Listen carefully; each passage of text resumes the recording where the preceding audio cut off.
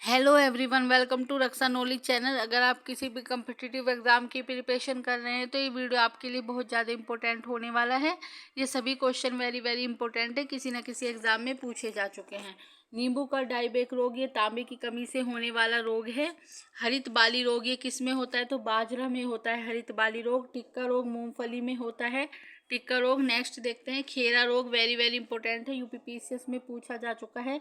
ये धान में होने वाला रोग है खेरा रोग, जस्ते की कमी के कारण होता है। ये धान जो चावल होते हैं उनमें होता है खेरा रोग। कैंकर रोग नींबू में होने वाला रोग है और इसमें जीवाणु की कमी से होता है। ये जीवाणु के द्वारा होता है कैंकर रोग। ब्लैक हार्ट रोग ये आलू का रोग है और आलूओं में होता है। ऑक्सीजन की कमी होती है जब, तो ब्लैक हार्ट रोग हो जाता है आलू में। नेक्स्ट देखते हैं पौधों में नाइट्रोजन किस रूप में प्राप्त होती है? तो नाइट्रेट के रूप में पौधे नाइट्रोजन प्राप्त करते हैं। चंदन के पेड़ को माना जाता है, तो चंदन के पेड़ को आंशिक मूल परजीवी माना जाता है। ये क्वेश्चन यूपीपीसीएस में पूछा जा चुका है। बांस क्या है? तो बांस एक प्रकार की घास है। पूछा जाएगा कि बांस क्या है, पेड़ है, पौधा है, घास है? तो घास है एक प्रकार की बांस। लौंग कहाँ से प्राप्त की जाती है? तो फूल की कली से प्राप्त की जाती है लौंग। नेक्स्ट देखते हैं तारपीन का तेल प्राप्त होता है, तो चीड़ के पेड़ से तारपीन का तेल निकाला जाता है। सिनकोना की छाल से प्राप्त औषधि को मलेरिया उपचार के लिए प्रयुक्त किया जाता है, तो उस औषधि का क्या नाम है? क्लोरोक्विन नाम होता है उस औषधि का। दालें किसका अच्छा स्रोत होती हैं? प्रोटीन का अच्छा स्रोत मानी जाती हैं दालें। तंबाकू में होता है तो निकोटीन होता है तंबाकू में।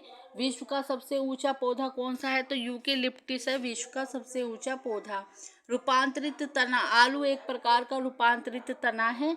पुष्पों का अध्ययन क्या कहलाता है? तो एंथोलॉजी कहलाता है पुष्पों का अध्ययन। जलीय फंड जिसे जैव उर्वरक के रूप में व्यक्त किया जाता है, एजोला कहा जाता है उसको। ये क्वेश्चन यूपीपीसीएस में पूछा जा चुका है। जलीय फंड जिसे जैव उर्वरक के रूप में व्यक्त किया जाता है, एजोला बोला जाता है। जीवाणु की खोज किसके द्वारा की गई थी? तो ल्यू वैन होग द्वारा की गई थी जीवाणु की खोज। जीव विज्ञान के जनक किसे माना जाता है? तो अरस्तु को जीव विज्ञान का जनक माना जाता है। परमाणु संरचना का मॉडल किसने तैयार किया था? तो बोहर और रदरफोर्ड द्वारा परमाणु संरचना का मॉडल तैयार किया गया था। प्रोटॉन की खोज किसके द्वारा की गई थी? गोल्डस्टीन के द्वारा प्रोटॉन की खोज की गई थी। इलेक्ट्रॉन की खोज 1897 ईस्वी में किसके द्वारा की गई थी? जे थॉमसन द्वारा की गई थी इलेक्ट्रॉन की खोज।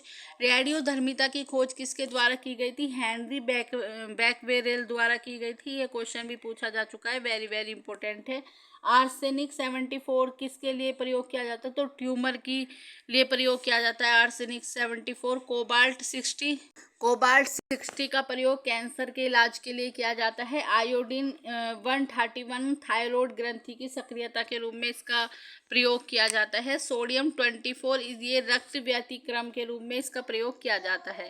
लोहे पर जंग लगना एक उदाहरण है, तो ऑक्सीकरण का उदाहरण है। ये क्वेश्चन पूछा जा चुका है।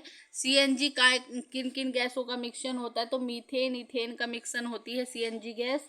एलपीजी ब्यूटेन और प्रोपेन का होती है। ये पूछा जाता है कि एलपीजी किन गैसों का मिश्रण होता है? तो ब्यूटेन और प्रोपेन का मिश्रण होती है। नेक्स्ट देखते हैं कोल गैस में कौन कौन सी गैसें होती हैं? तो हाइड्रोजन, मीथेन, कार्बन मोनोऑक्साइड सम्मिलित रूप से होती हैं कोल गैस में।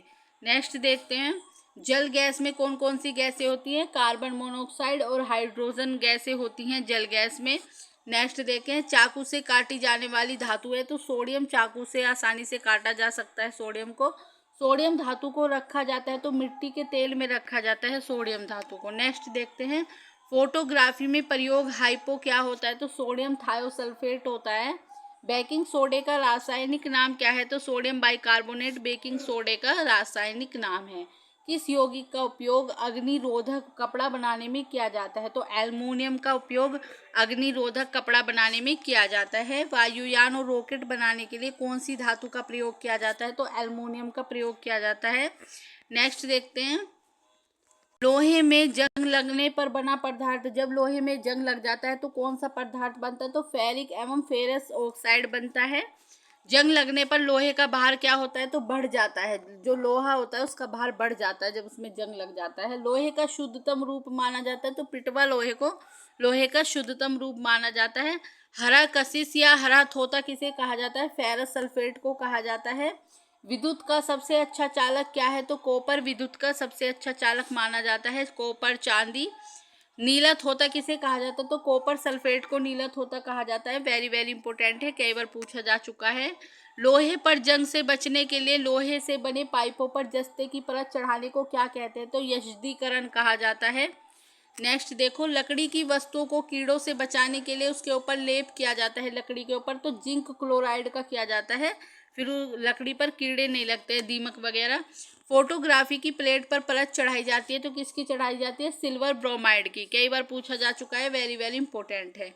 कृत्रिम वर्षा में किस रसायन का प्रयोग किया जाता है? तो सिल्वर आयोडाइड का प्रयोग किया जाता है कृत्रिम वर्षा में। बेवकूफ़ों का सोना किसे कहा जाता है? तो पाइराइट्स को बेवकूफ़ों का सोना कहा जाता है। क्विक सिल्वर के नाम से किसे जाना जाता है? मरकरी को क्विक सिल्वर के नाम से जाना जाता है। पारा पारा भी बोला जाता है मरकरी को। येलो केक किसे कहा जाता है? तो यूरेनियम ऑक्साइड को येलो केक कहा जाता है। ये क्वेश्चन यूपी पुलिस 2018 में पूछा गया था।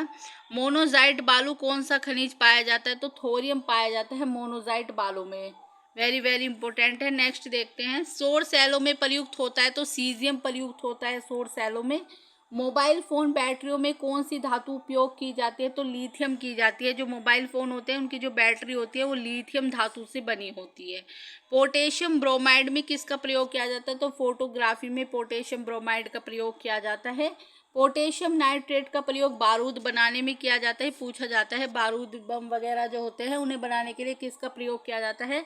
तो पोटेशियम नाइट्रेट का प्रयोग किया जाता है। पोटेशियम सल्फेट का प्रयोग जो है उर्वरक बनाने में किया जाता है। सबसे हल्की और सबसे भारी धातु कौन सी है? लिथियम सबसे हल्की धातु होती है और ओस्मियम सबसे भारी धातु होती है।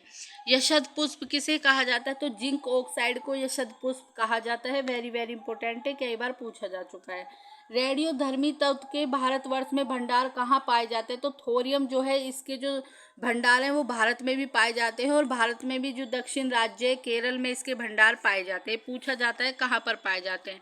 तो केरल में। सबसे अधिक तन्य धातु कौन सी है? तो सोना सबसे अधिक तन्य धातु मानी जाती है। वेरी वेरी इंपॉर्टेंट है। अगर आपको क्वेश्चन का लेवल अच्छा लगा हो तो चैनल को सब्सक्राइब, वीडियो को लाइक एंड शेयर करें। इन क्वेश्चनों का बार बार रिवीजन करते रहिए, इनमें से ही आपको आपके एग्जाम में क्वेश्चन देखने को मिलेंगे।